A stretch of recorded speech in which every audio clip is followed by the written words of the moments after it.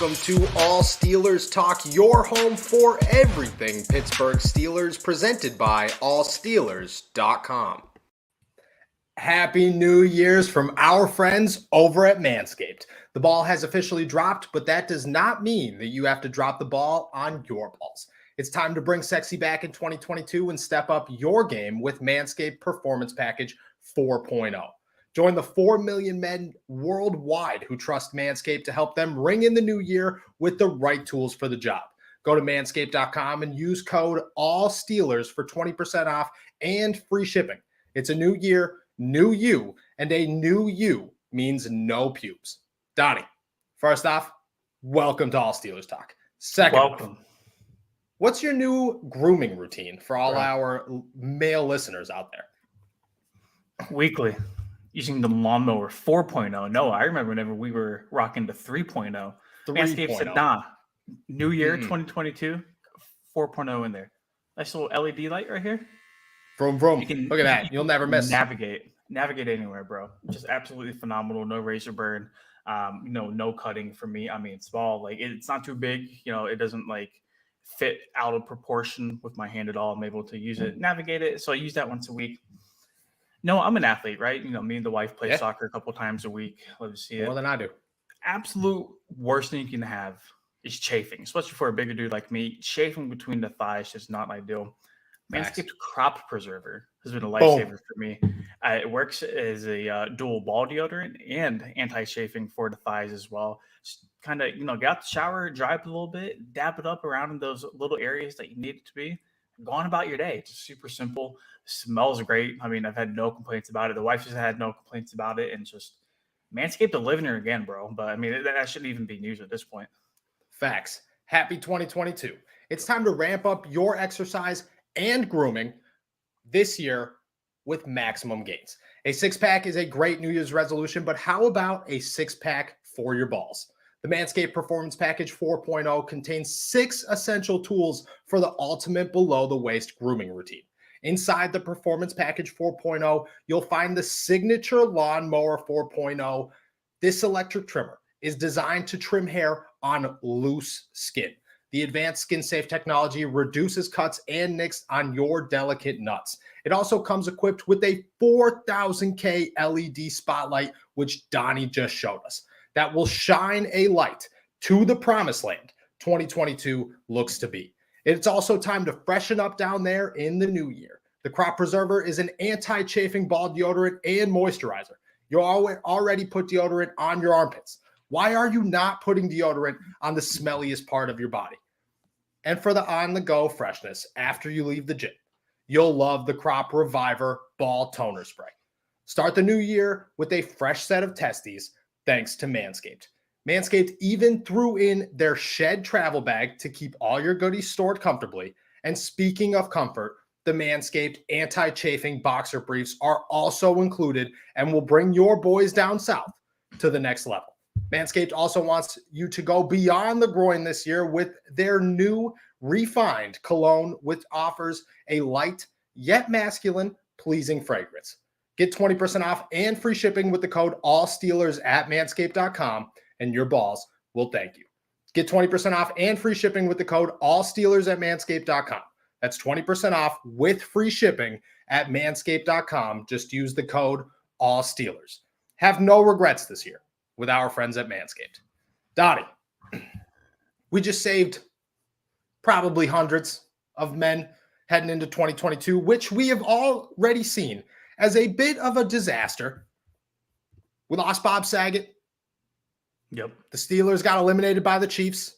Betty White, a little bit better game than we expected. Maybe a little bit worse game than we expected. And Matt Canada's likely sticking around. It's not a good couple of days here into the new year, but that's okay because it's the offseason. And whether you're sad about Ben leaving, happy about Mike Tomlin sticking around, happy about the potential of Mason Rudolph or Dwayne Haskins, which is probably very little of you. It's a new year. We just saved a bunch of people. Hopefully the Steelers save themselves this offseason. First off, how you doing? Welcome to All Steelers Talk, youtube.com/All Steelers Talk. I'm good. You just talked for about 5 minutes straight, so I'll try to take the mic for a little bit. I'm good. I just got boosted today, so I'm still waiting on the worst side effects of that. Excited to go to Mobile with everybody from All Steelers talking in a couple of weeks. The True. boy Kenny Pickett will be there, so super excited to bring everybody phenomenal content from Mobile for Kenny Pickett, for all the other tremendous talent that will be there for the Senior Bowl. Nick already got the podcast started, bro. Maybe the Steelers will buy one and hopefully shave Matt Canada off of the team. Get Nick a package right away, bro, because that is phenomenal wordplay. Absolutely phenomenal. But That Nick is can a good also one. save 20% off and free shipping with the code AllSteelers at checkout. It's the off season of change, and we were talking about it a little bit later down the season. If you're going to make any drastic changes with the organization, now's the time to do it. It looks like Kevin Colbert is going to be retiring after the 2022 draft. Hints of other people around the organization retiring. There's a bunch of contracts that are going to be up in the air. The Steelers need to make decisions on. A lot of premier players are going to be due for contract extensions, and rightfully so. So a lot of questions that are going to need to be answered, but you got to take it one day at a time. And really the only thing we can focus on right now is Matt Canada is not going anywhere, which is something that we kind of foresaw. Yep. It didn't really make, at least from a pure Steelers perspective, a whole lot of sense for them to move on from him heading into 2022. 2022. I forgot it's the new year now. The Steelers have never really rolled like that. It's very unlike them to fire somebody after 1 year, especially whenever you could make the argument that Matt Canada didn't necessarily have the pieces of the puzzle that he wanted to work with and fit, quote unquote, his offense. But on the other side of the token, as a good offensive coordinator, you have to adjust to what you have. And that's just something we haven't seen from Canada. And so heading into next season, I imagine a lot of Steeler fans are going to feel like what me and you feel like. He's not the guy for the job. The play calling at times has been flabbergasting. Flabbergasting. To say the very best about it. Head scratching is another term that can be used. Overall, this was not an impressive rookie season, and I'm just not sure what can be done, whether it be personnel or schematically, to improve Matt Canada heading into the new season. I think the biggest thing that worries me and probably a lot of other people is we're going to talk about who the next quarterback is of the Pittsburgh Steelers here soon. And that is the biggest topic of conversation that the Steelers will have all offseason. Kevin Colbert's probably gone. Keith Butler is about to retire, but I think those are easy replacements, and easy being they already know who to replace them by. Ben Roethlisberger is not in that same case. He's a guy that the Steelers have Mason Rudolph. They have Dwayne Haskins. They're not totally sold on either of them. There's a lot of options, including a hometown hero in Kenny Pickett. But you could do whatever you want. If we go into 2022 and Matt Canada is not the answer and he's just as bad as everybody expects him to be and as he was in 2021, you just wasted a year. You wasted a year of Cam Hayward. You wasted a year of Deontay Johnson. You wasted a year of Chase Claypool, of Pat Freiermuth, of developing that offensive line, of Najee Harris, whose career is definitely on a very short timetable. You're taking such a big risk and keeping a guy around that has shown nothing, absolutely nothing. I think another big argument is Ben Roethlisberger started calling plays at the end of that Chiefs game, and everybody started going, oh, well, Ben had the power. Why was he not using that authority all season long? At some point, you have to acknowledge that your coach is your coach, even if you don't think he's going to win. I don't think that Ben believed that Matt Canada was the answer, but he respected the coaching routine enough to say, okay, I'll let him do his thing. Nothing clicked. And, we'll talk about the offensive line, I guess. That's the biggest argument is the offensive line. Well, he had a terrible, terrible offensive line. He did. Does that mean that he just gets a free pass? Because his offensive line is going to suck next year, too. It's not like that's going to get much better. Does that mean he gets a free pass in 2022? No, it shouldn't at all. And I think we've been very adamant on the show of saying that the changes that need to happen for the Steelers, it's not going to happen in one offseason. This is a multi-year integrational period to where they're going to see some changes, but they're not going to be able, whether it be financially or just, the ability to make it make sense. They're not going to be able to do everything they want to do in one offseason. So you kind of have to pick and choose your battles and, pick your poison, I guess, as to what you want to be heading into next season. If you do decide to heavily focus on the offensive line, probably means you're not in position to get a decent quarterback outside of the two you already have in Pittsburgh. It also means that Deontay Johnson probably didn't get the extension you wanted, and the jury would be out on Juju and whether or not he returns as well. So, and then vice versa, if you focus on getting the premier guys back in Pittsburgh, your offensive line is still garbage, and then you head into the next season with basically the same problems that you had last year, except that it's just the same people around that offensive line. So, a lot of decisions to be made. I like the title of the podcast, man. It's the offseason of change. It's the offseason of change, but okay, so here's a good question. I felt like Mike Tomlin. He said that like 4 times today. None of them to me. I'll just point that out there. If Matt Canada stays, which he will stay, you bring in a new quarterback. Hopes are high. What is the expectation? Where does it fall? If like 100 is a playoff team, we won't even say a Super Bowl. If 100% is a playoff team, where is the expectation of this offense next year with starting with them, or maybe maximized with Matt Canada? I think as a team as a whole, it's going to be at 100 because, dude, no matter what this team looks like, no matter the construction of, the roster or what they did in the offseason, they're expected to be a playoff team every single year. The Steelers do not rebuild. They simply reload. What about potential? What about like potential-wise? Like not expectation, because I agree with you there. Expectation is always the playoffs. Where does the potential max out with Matt Canada sticking around? It's all going to depend on the quarterback.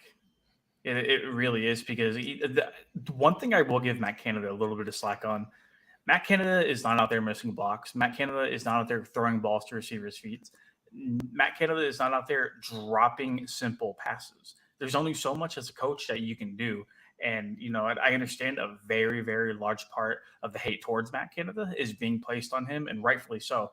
But you got to cut him a little bit of slack, because that offense at times last year was dismal and certain things were out of his control. Now, granted, should he stick around next year? Absolutely not. I think as a whole, he's a terrible offensive coordinator, much like Randy Fichtner. I mean, it's bad whenever you think that Todd Haley is probably the best offensive coordinator we've seen in Pittsburgh in the last 10 years. Yeah. But focusing on, I guess, not the expectations, but just like the potential of the offense, I think it all boils down to who the quarterback is, because I think we can all agree the difference between a Mason Rudolph-led offense and, we'll say, a guy like Marcus Mariota or Derek Carr, whatever bridge quarterback you want to throw in there, probably be a little bit higher than Mason or Dwayne Haskins. Yeah, I mean, I definitely agree with that one. I think a lot of this has to fall on Mike Tomlin, because Mike Tomlin's never been able to hire a successful offensive coordinator. You can make your arguments about Keith Butler as well, being a successful defensive coordinator, and he just refuses to quit on them. And like you said before, it's the Steeler way to not fire a guy. It's just not what they do. They just let them, contract expire, and it's like, oh, all right, well, we're not going to re-sign this guy. Matt Canada is a prime example of that. Okay, if it does not work out, or even if it doesn't work out 6 games into the season, you have to move on from Matt Canada.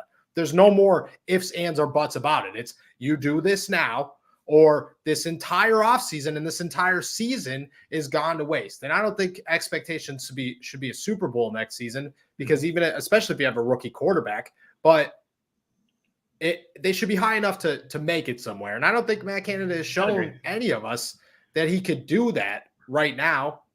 And I think that has to fall on the Tomlin. I just don't think Tomlin has the backbone when it comes to these guys. He puts too much faith in people that have not proven themselves. That's what's been wrong with Keith Butler, and I think that's what was wrong with Matt Canada or Randy Fichtner, and now what's wrong with Matt Canada. 2 things. One, I absolutely agree, and I think part of the expectations for the offense moving into next year kind of falls on the defense, because I feel like everybody had thought that the Steelers defense would be good enough at times to where the offense, all they had to do was not turn the ball over. All they had to do was go get 17 points. Go put up a couple touchdowns. Defense can probably handle it from there. Now, obviously, there's been a couple games where the Steelers defense was able to rise to the occasion, and then there were others where they simply just didn't. Yeah, it's the nature of the NFL. But more times than not, I feel like you're going to bank on the Steelers defense overall as a unit being good enough to make stops whenever they needed to and win you football games. So I mean, when you have it like that, then if you want to build your team around that, that definitely changes things because you're more okay with going with a game manager quarterback like a Mason Rudolph, like you want Dwayne Haskins to be, as opposed to really making a push and going out and getting like one of the star veteran quarterbacks. I've seen people bring up Rodgers, Wilson, like Matt did in the chat over there. I would love any of those options, to be honest, but just not something the Steelers have done or shown historically, track record wise, that they would be willing to do. One thing I did want to touch on, though, Noah, is this comment that Nick made. Why don't we hire coordinators outside of the organization? Seems like it's going to be another promotion from within after Keith Butler retires. Two things, Nick. One, absolutely. It's going to be Terrell Austin. I mean, there's really no other way around it. Was it Joe Hayden or Devin Bush yesterday that had said that he didn't want to speak on him? No, it was Minka. Oh, it was Minka this morning. Minka said, he's like, I don't want to say anything good about TA. And I agree with that. Even Trey Norwood said it later in the day. Like Terrell Austin has definitely done enough to be a defensive coordinator. I have a lot of high expectations for Terrell Austin. I think Terrell Austin should have got the defensive coordinator position when Keith Butler was hired, but didn't because at the time, the Steelers had the best linebackers in the world. And, it was like the second coming of the steel curtain. And then Keith Butler comes in here and the defense sucks. And it's like, oh, well, what a surprise. Terrell Austin, on the other hand, has developed Terrell Edmonds, who everybody ruled out immediately, has developed Cam Sutton. I get he has missed on a couple of them, especially at the quarterback position. Went out there, found Trey Norwood, a 7th-round pick, has turned Minka Fitzpatrick into an all-pro, and a lot of that's Minka. I will say that, but he hasn't hurt him, you know what I mean, and revived Joe Hayden's career. He's done a lot of good. I have very high hopes for Terrell Austin. No, I completely agree, and touching on Nick's comments, though, is that, why don't we hire coordinators outside of the organization? For better or worse, it's the Steelers' way. The Steelers' way does not only apply to head coaches, and a lot of people love to point to the fact that the Steelers have, 3 head coaches in 80 years or whatever the crazy number is. And, they're the model for stability, just kind of, keeping everything together. That also applies to the other coaches on the coaching staff as well, right? I mean, I can't remember the last time they went and got somebody outside of like Todd Haley for a like coordinator position, offensively or defensively. And you have to understand that, like, especially with Tomlin too. I know he gets a lot of flack for not, exactly having a coaching tree established underneath him, like a lot of the other great quarterbacks, coaches in the NFL do. Mm-hmm. He likes guys that know the system. He likes guys who understand what is required out of him as a head coach and what he likes his, defenders and offensive players to be taught. So I get it. It makes sense. But at the same time, I do kind of agree with Nick. Hey, you got to figure this team hasn't won a playoff game in how long? The talent is obviously there. What would be wrong with like a fresh pair of eyes from outside the organization to come in and say, hey, like, here's how we did things over here. Let's try to find a middle ground to where we can improve these guys, but also keep it the same in terms of lingo, in terms of routine, whatever you want. We just got to hit that next step. And if you're keeping the same people around you, you're not going to hit that next step. Yep. The best 2 moves that the Pittsburgh Steelers have made in the last 15 years, I guess. 3 moves. Drafting TJ Watt, which, that's a given. Hiring Mike Tomlin from outside of the organization and bringing in Minka Fitzpatrick from outside of the organization. You get a fresh pair of eyes in there, a proven set of fresh eyes that has a great attitude. Good things are going to happen. I mean, Minka has not only built himself up, but he has built everybody around him up. Mike Tomlin came in here and won a Super Bowl, took him to another one. I mean, you need those fresh pairs of eyes. I totally agree. At the same time, I understand that Mike Tomlin likes to have his grip on things, and bringing in somebody who's a proven defensive coordinator or a proven offensive coordinator removes that grip. And that's why I think it goes back. People have their particular ways. I can agree with that 100%. I mean, me and you had a conversation today about how particular I am with things. The best thing for me to do sometimes is to take a step back and allow others to grow while I grow. You have to learn from other people. I think Mike Tomlin's just a little too tight on his grip on his coordinators. It allows him to just like you said, bring in guys or keep guys that know the system, know the scheme, let it keep rolling the way it is. The way it's been rolling has not been working. So at some point you do have to switch it up. I want to talk Matt's question about Rodgers and Wilson. We will get to. We're going to talk about the quarterbacks. Nick had another good one here about Deontay and Claypool's performances towards the end of the season and whether it made Juju look more valuable. I tweeted out during the Kansas City game, and Deontay had some drops, and he had a comeback, basically told all the haters to shut up. We could play here if everybody would like. I think it did. I think it kind of solidified that the Steelers do need to bring back Juju Smith-Schuster, just because you need that reliable pair of hands on third down. I don't think that's Deontay Johnson. I most certainly don't think that's Chase Claypool. That is definitely Juju. And if he's cheap enough, I mean, there's zero reason not to, right? No, I agree. And it's really funny because I feel like a couple months ago, if I were to ask this question, who would you rather kind of ink to a long-term deal, Juju or Deontay? I feel like the obvious answer would have been Deontay, right? We all felt like Juju was already, 1 foot out of the door at Pittsburgh. The salary cap shooting up this year across the league. Somebody's going to want to go and pay him. But after seeing the playoff game, after seeing Deontay Johnson again crumble towards the end of the season where he dropped some key passes that could have been pivotal for the Steelers, and I don't think that Deontay dropping those 3 balls was the absolute difference between Kansas City rolling over the Steelers on Sunday night. But you definitely want your big-time players to step up in those big playoff moments, especially if you're going to pay them. So I feel like the conversation has switched a little bit to the Steelers paying Deontay, to the Steelers keeping Juju. And I think it was last week you brought up, if you can get Juju on a hometown discount, phenomenal, great. But it's all going to depend on whether or not Juju wants to stay in Pittsburgh, where it looks like he does. He just came out and said he would love to be a Steeler again, and how much exactly he's willing to settle for. And I know a lot of people are going to point into last offseason to where, he only signed that 1-year deal. And it was like either the Ravens or the Chiefs offered him more money, and he said no because he's a Steeler. Totally different offseason. Going to be a little bit different. And, that was maybe $1 or $2 million difference. We're talking like Lamborghini, like multiple Lamborghini monies.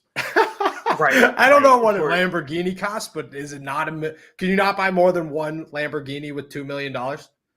This is a general question. Not the nice ones, probably. No, all right, my bad. I forgot that there's not nice Lamborghinis. I agree, though. Juju is going to get an offer somewhere. I think it's going to be a little bit higher than the Steelers. It comes down to whether or not he wants to stay in Pittsburgh. And I think this is a perfect transition here, because I think the only reason that Juju would stay in Pittsburgh is that he feels confident that he could win Super Bowls in Pittsburgh. Juju's legacy is very important to him, and I respect that. I love a player whose legacy is important to them. If Juju could stay his entire career in Pittsburgh and win a couple of Super Bowls, he definitely would.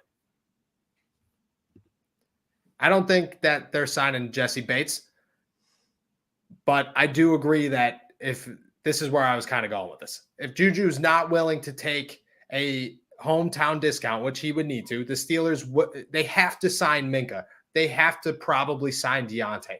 Terrell Edmonds likely needs a new contract. You got to get some linemen. There are guys out there. All right. But it comes down to quarterback. And I think that's where I was going before the Jesse Bates comment kind of flew. I was just like, what happened here? Juju doesn't come back if there's not a Super Bowl worthy quarterback on the roster. And it doesn't have to be we need to win in 2022. It has to be we could win in the next 2 years. Okay.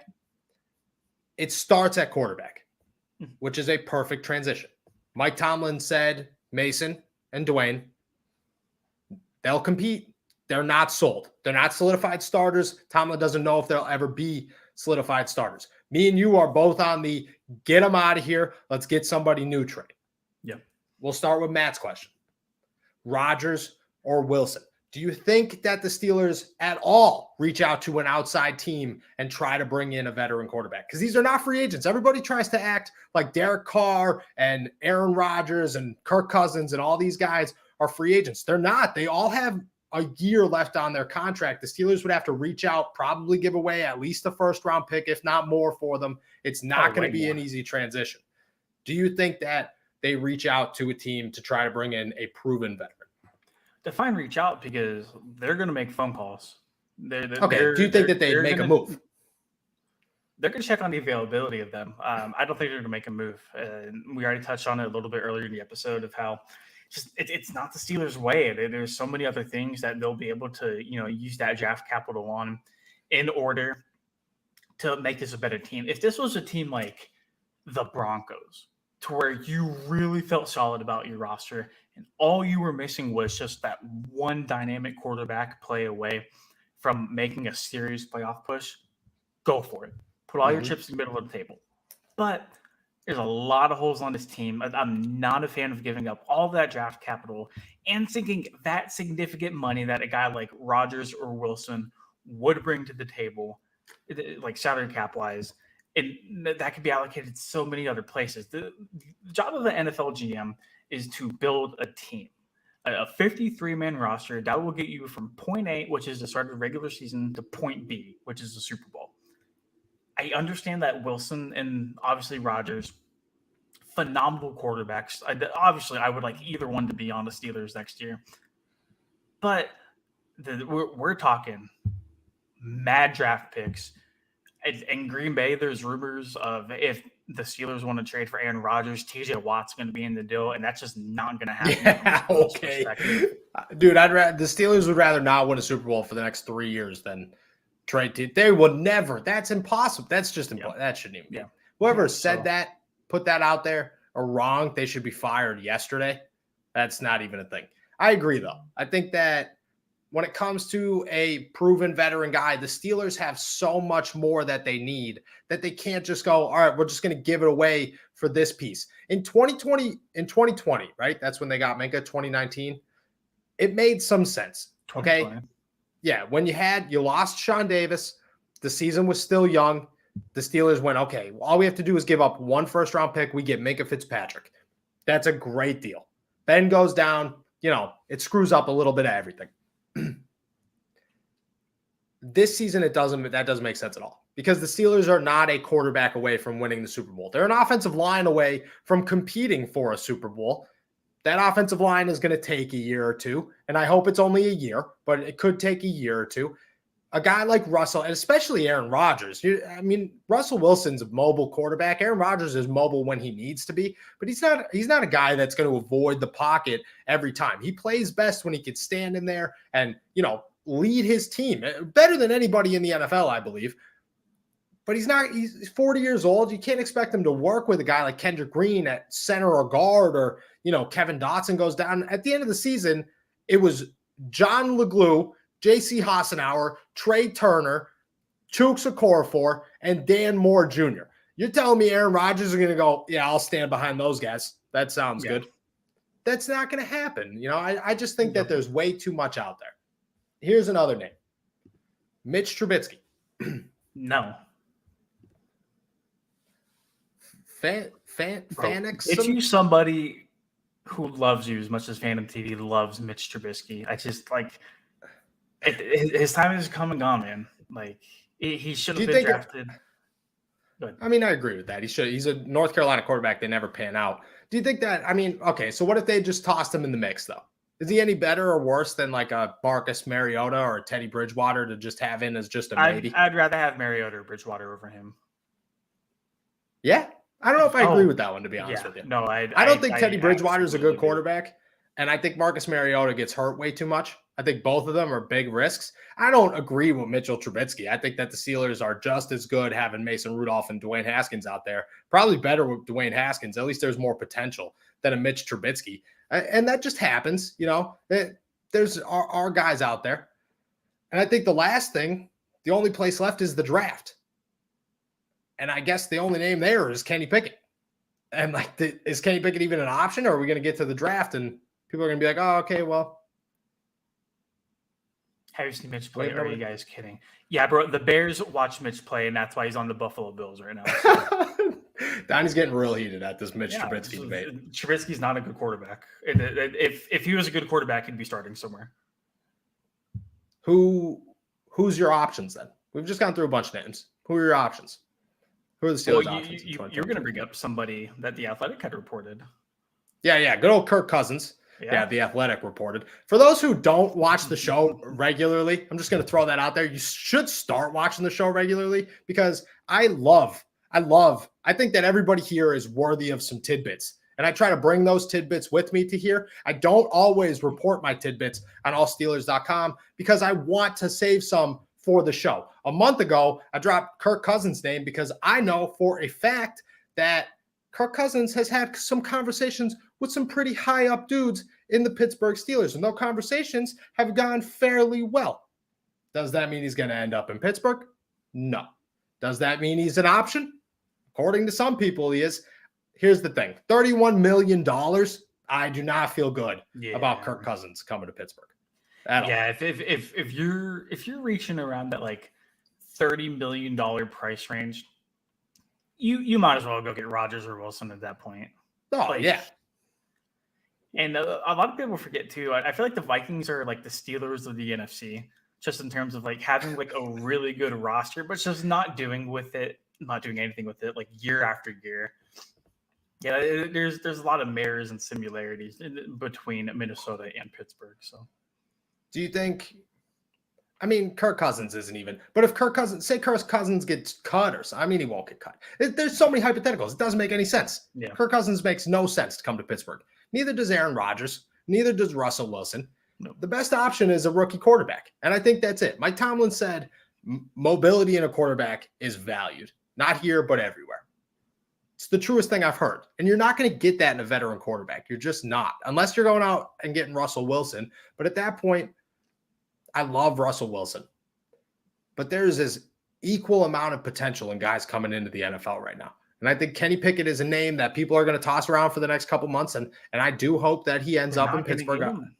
I don't think they do. I think he works his way up to the first pick in the draft. I really, truly do.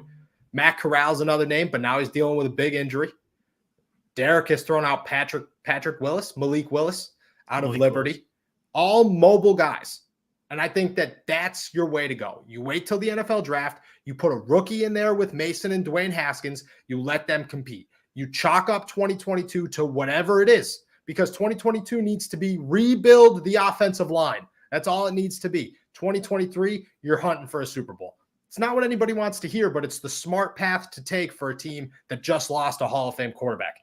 And that's where the rebuild starts. Your rebuild doesn't start with Ben Roethlisberger still on the roster. We've said that a million times. It starts right now that he's gone. All valid points. I have no rebuttal. There is no rebuttal. There is no rebuttal. And I think that at this point, I mean, just like you said, there's names out there, but we're way too early into the offseason. It's day, 2, 3 of the offseason. Way too early into this. We have no idea what's going to happen. There's a few things that we do know are going to happen. Charles Cross. Explain this one. I'm interested in this. There are a few things that we know are going to happen. The Steelers are going to replace Keith Butler once he retires. Mm-hmm. Matt Canada is going to stick around. Najee Harris is going to be the guy. You got to go get some offensive linemen. You got to re-sign some people. Quarterback, unfortunately, is a waiting game. It's the biggest question of the offseason. And it's one that I enjoy talking about, but I think that we're just talking in circles at this point. We are. And it sucks because I feel like we know what's going to happen. Yeah, we do. That's the thing. We know what's going to happen. We know what's going to happen. And we just have to talk around it. Everybody has to just be all right, well, there's all these options. But at the end of the day, we all know exactly what's going to happen. We all know they are going to draft a quarterback in the first round of the NFL draft. They're going to let Mason and Dwayne and that quarterback compete, and they're going to pick the best one out of there. And if it's Mason Rudolph, week 1, he's getting booed out the stadium, and that first loss, he better be moving back to Oklahoma because, man, the Yinzers are not going to have a good time with that one. Not at all. Dwayne, let me ask this question, though. Do you think Dwayne Haskins gets booed as much as Mason does? No, because people have a really weird personal vendetta towards Mason. My wife included. She hates Mason Rudolph. I can't even tell you why. She thinks that he's cocky and he looks like words I probably can't say over a live YouTube stream right now. But at this point, I mean, why not get the old gang back together? Get Josh Dobbs and Landry Jones back in here. I mean, let's go. Let's have fun with this. Is this a win as well? Knicks, I mean, this is a true thing. 3-14 season, you get the first overall pick. Is that a win for the Pittsburgh Steelers? Well, see, there's no way. What I was saying over Twitter was that the bright side of Canada sticking around for another year is that if there's any duo of an offensive coordinator and quarterback that can lead the Steelers to the promised land of a high pick in the 2023 NFL draft, it's going to be Matt Canada and Mason Rudolph.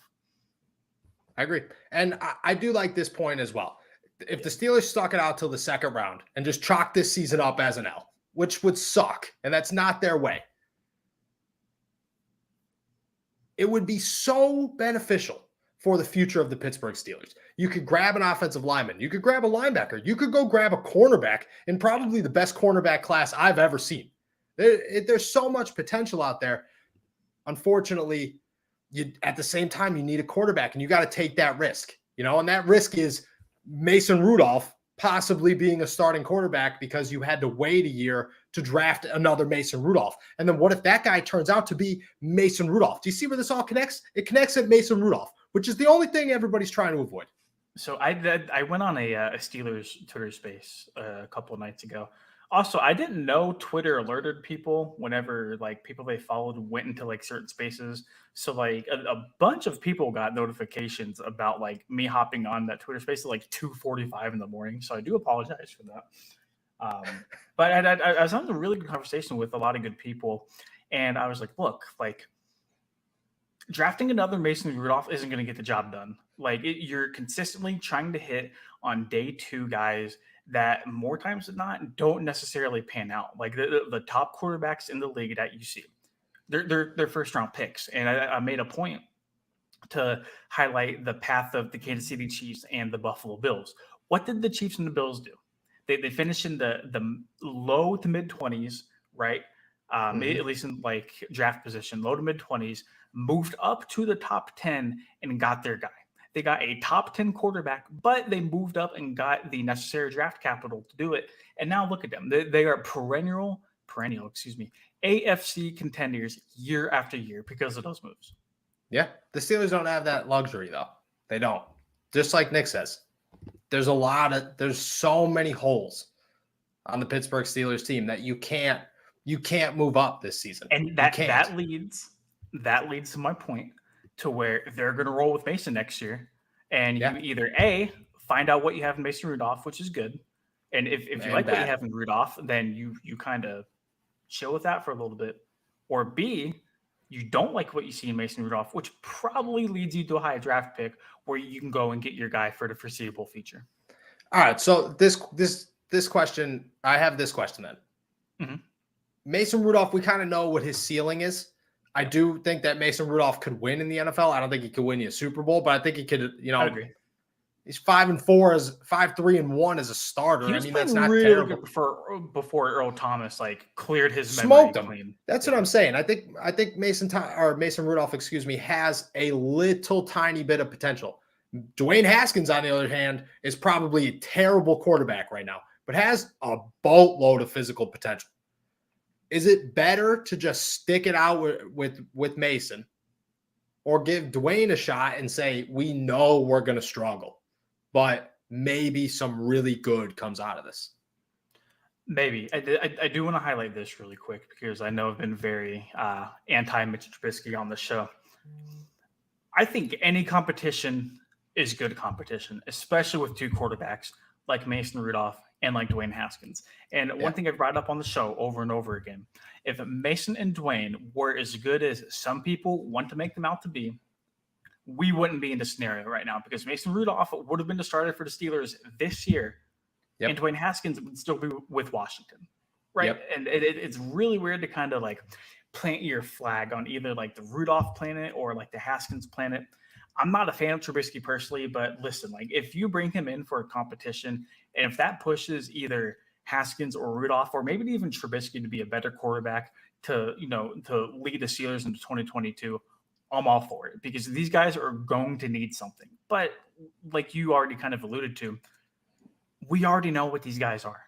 We already have seen what these guys are capable of doing. I think to your point there, and Ben said this earlier in the season, this is the first offseason that Mason Rudolph has to compete for a starting job. And that is a huge mental gap that he can now get rid of. Because heading into this year, you were just working to be the backup. You weren't trying to lose your backup job to Dwayne Haskins. And even this season, it was, okay, I don't want to lose my backup job to Dwayne Haskins, but at no point did it feel like Dwayne Haskins was going to be the backup. This is the first year where Mike Tomlin has made it known, look at, they're gonna compete, but nothing is going to be handed to anybody. Last year, all it was Mason is our guy. He's our number 2. That could change a lot of things. And it could change a lot of things for Dwayne Haskins. And it could also change a lot of things for a guy like Mitch Trubitsky, if that's who they decide to bring in, or anybody else who's not maybe a proven veteran to this point, who will have to come in here and show that they're a starting quarterback. I think that could change so much. And a very undervalued part of this whole thing. Yeah, but the saying that if you have 2 quarterbacks, you don't have any quarterbacks? Yeah. You can't roll with 2 quarterbacks heading into the season. I just mean in the offseason. No, I don't mean like run a 2 quarterback system. I just mean like if you have 2 guys competing, and you have 2 similar guys kind of vying for one spot on the offense, you really don't have like your quote unquote quarterback that you need to have. And I feel like it makes it so much harder for an offense to function if you don't know who your guy is going to be on a week-to-week basis. Because, think about it. Like, if Mason is a starter at the beginning of the season, Mason starts like 0-5, 0-6. Yeah. It makes no sense to keep him in unless you're really trying to tank for a draft position, which it's the NFL. Guys won't do that. So you put Haskins in there, and it's like, okay, well, like, what's really going to change over the course of the next, 8 to 10 weeks in order for this team to really get things moving and going around? It's not. Like, there's no right answer to what we're about to see. But, I mean, there's a lot of wrong answers, and there's too many of them to, be counted on one hand for the Steelers moving forward.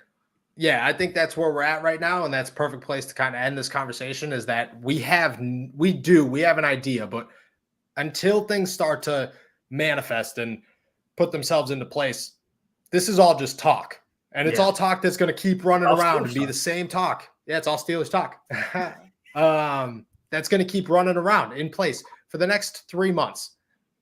Fortunately, we have opportunities to do things like we're going to go to Mobile and see the Senior Bowl. And I think that will change a lot. I'm going to end up at the NFL Combine. That's going to change a lot. And we'll get perspective on how good these guys actually are, which is good knowledge to share. But I think right now, all it is just all these hypotheticals out there that are like, maybe this is going to happen. Maybe this is going to happen. We don't know. We do know that Mason Rudolph and Dwayne Haskins are going to be here. We know that somebody else is likely going to be here. How that pans out, we'll figure out in 3 months. Thank you, everybody, for jumping on to another episode of All Steelers Talk. We had a great time talking about some quarterbacks here. I had a great time. Episode, bro. I loved it. I'll talk about quarterbacks in the Pittsburgh Steelers all day long. It's been 20 years, Donnie. 20 years since we've been able to have this conversation. I was 7 years old when Ben Roethlisberger entered the NFL. I was 8 years old when he won his first Super Bowl. I'm ready to go to bed at 8:30 at night now that he's retiring. It's been a good time. Make sure everybody goes on and subscribes to our YouTube channel, youtube.com/allsteelerstalk. We're at like 915 YouTube subscribers. We're getting there. We are so close to 1,000, guys. We need 1,000 YouTube subscribers. We're giving away a signed Deontay Johnson jersey once we hit 1,000. I know. He didn't have the greatest game against Kansas City. Hey, people are going to talk until that 1,000 subscriber hits. And all of a sudden, we got a bunch of Deontay fans in the chat. That's what I'm saying. I'm telling you, once Deontay Johnson, once the Steelers get a quarterback, get an offensive line, and another wide receiver that could do something, a healthy one, because I love Juju. Deontay's whole career changes. Shout out Fan TV, making it 916. That's the kind of support we're looking for. TBH. Facts. TBH. We appreciate you. We appreciate your conversation. We appreciate everybody's conversation. We are so close to 1,000. Make sure you hit that subscribe button. We appreciate you so much. And before we head out, use our promo code, All Steelers, 20% off, free shipping, Manscaped. This is going on to like the first, second week of February, and then we'll have more prizes for you. We appreciate you. Subscribe. We'll see you next week.